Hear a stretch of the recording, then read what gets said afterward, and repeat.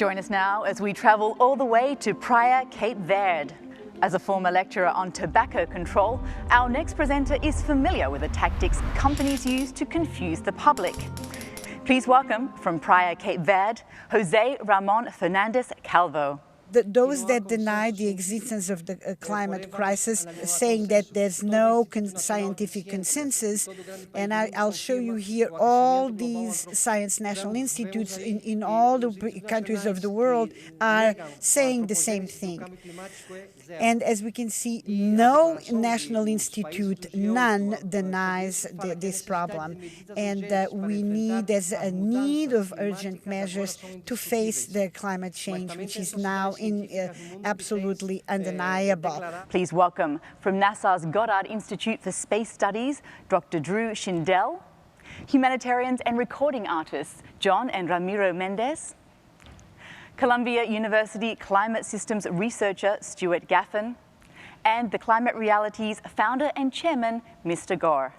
Isn't it time to think about what the next generation is going to say? If they live in a world not many years from now, where even worse events now predicted to occur if we don't change are unfolding. See, carbon dioxide, one of its most problematic properties is it's very long-lived, and it's a very non-reactive gas. So wherever it's emitted, it disseminates globally. Well, that's consistent with both the pattern of having less rainfall in the arid regions, which can lead to expanding deserts all around the world, and the fact that when you have more energy, which is put into a warmer atmosphere, there's more energy available when you do have a storm, you have stronger winds, you have harder rains when it rains, longer droughts when you're gone. So everything does tend to get a bit more extreme. So I would say that's quite consistent.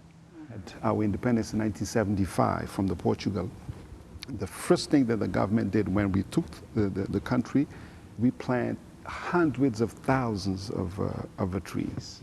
She's 80 years old. She calls every week to figure out, what the person is doing on the farm now, and she says in some time in some years, the signs that they would usually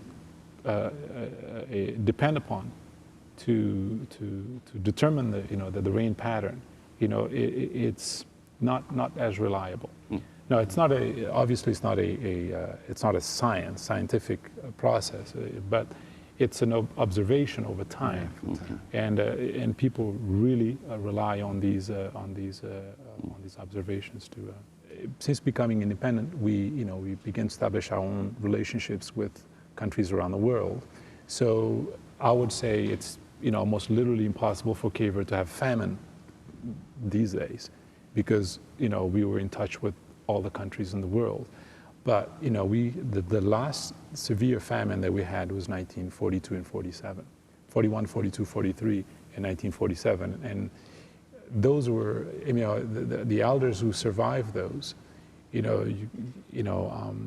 there were not too many, and they'll still tell you the stories of those days. You wouldn't want to repeat them. They're pretty horrible. I think planting trees is one of the many steps that need to be taken. China is leading the world in tree planting 3.5 times as many trees as the rest of the world put together. And my friend Wangari Maathai from Kenya is leading the United Nations effort to organize massive tree planting. So I think that is important. In some ways, what is much more important is that we stop putting 90 million tons of global warming pollution into the atmosphere every day from the industrial emissions.